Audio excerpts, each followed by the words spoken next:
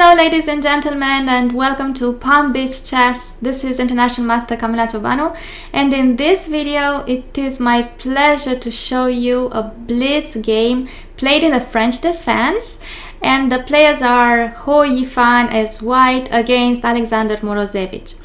And let's go and see it, and you will see why I do like it so much. So e4, e6, d4, d5, we all know everything up to this point. Knight to f6, and white decides to close the center. Alright, so black will retreat the knight to d7, and so white is showing black that at some point he would like to push the pawn up to f5 and so attack the pawn chain. Okay, so black will attack the weak pawn in the center by pushing c5, knight f3 to defend it and develop knight to c6, and bishop to e3. White might show the intention of bringing the queen to d2 and making the long castle. Okay, so what is black going to do? He will prepare the attack on the queen side in that case. So he pushes pawn to a6, and then wanting to push further on the pawn to b5 and obtain more space on the queen side. We know that black's main problem in the French defense is the bad bishop, the light squared bishop on c8. So if you can have a look, black might want to push the pawn up to b4, attack the knight, send it away, push the pawn to a5, and then bishop to a6 would like to trade the bad bishop for white's good bishop.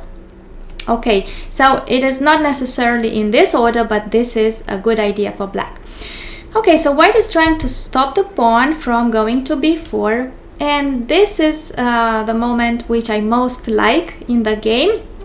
Black could choose to complete his development, like bring the queen to b6, and then a trade can be made on c5. He will develop the bishop on c5, and then after the trade the knight can come to c5, and so on. Black will try to expand on the queen side.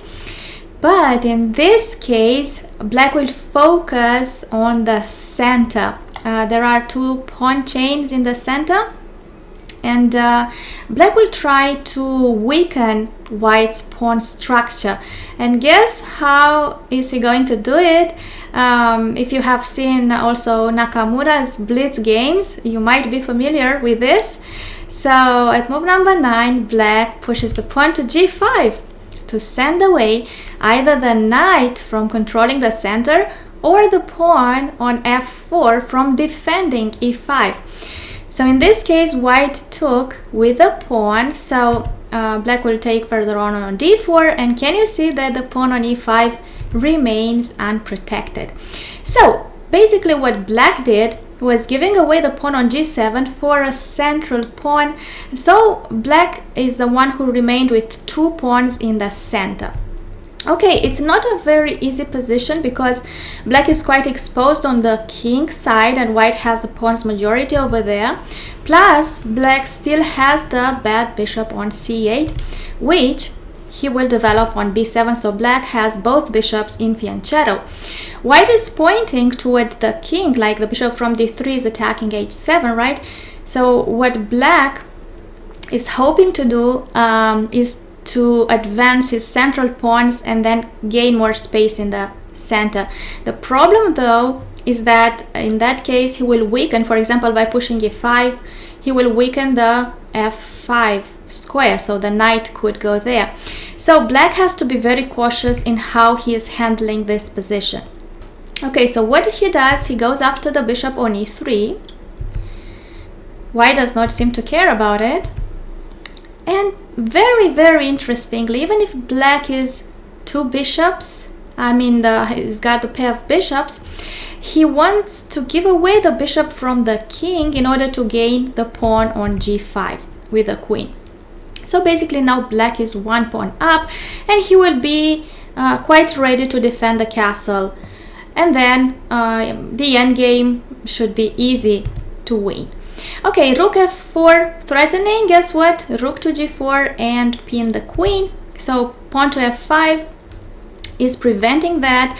And then black is gaining huge control on e4. That has just become black's outpost, and the next step will be to bring the knight through f6 to e4. Okay, queen to f2, knight f6, rook f1. White is tripling on the f file, but obviously he will not sacrifice the knight on the pawn. So knight to e4, black is moving on. And even if white has all this capacity on the f file, can you see that the pawn on f5 is blocking white's infiltration toward the king? So it's no problem. The only problem is the fact that black has a really closed bishop and white has a knight that can become stronger. For example, if the knight goes to h5 and controlling g7, white can create some threat on the king. So let's see, queen to g6, rook h4. We should remember this is a blitz game, so they didn't have much time. Okay, so rook to d8, rook h6 attacking the queen, queen to g4. Good, so pawn to h3. And white is attacking this queen. The queen does not want to go to g7 because then knight h5 comes in. And if white moves the queen from g7 and from defending g5, white can infiltrate with his queen.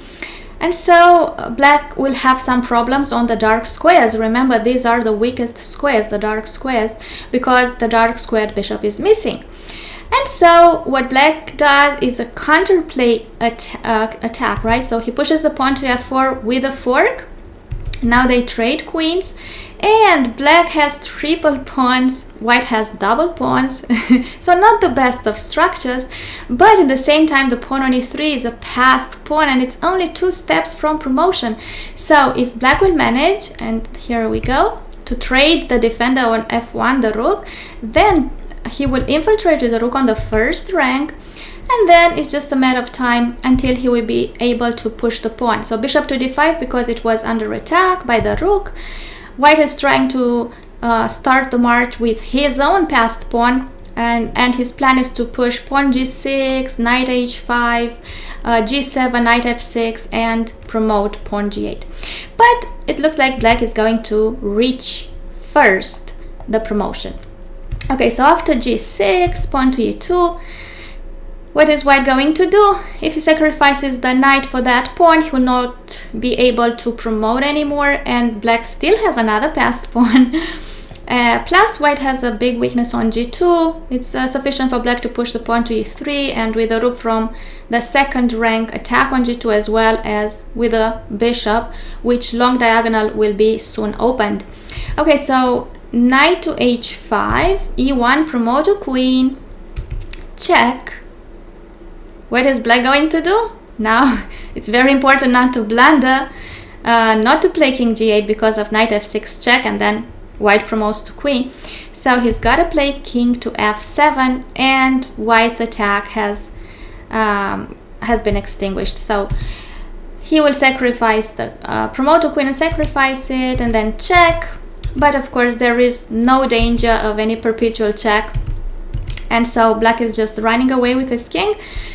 38 moves and white resigns because obviously black is one queen up, and it is just a matter of time until he wins the game. So dear friends, I hope that you enjoyed this game. It is a very good illustration of how to fight against the center and then dominate the game by creating an outpost and moving on, obtaining more space. And black just gained one pawn and then had a linear play. He opened the d file, infiltrated, and had a passed pawn ready to be promoted, and so in the end he won. Thank you again for your attention, and I cannot wait to see you in our next video.